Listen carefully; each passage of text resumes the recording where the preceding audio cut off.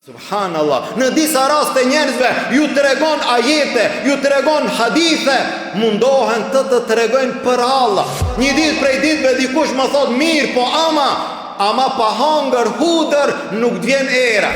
Subhanallah, ti tregon ajete, ai të tregon për Allah të kota gjëra muhabete të dopta. O vëlla, o musliman, ka thënë Allahu, ka thënë pejgamberi sallallahu alaihi wasallam, a e ke pa me sytë tu?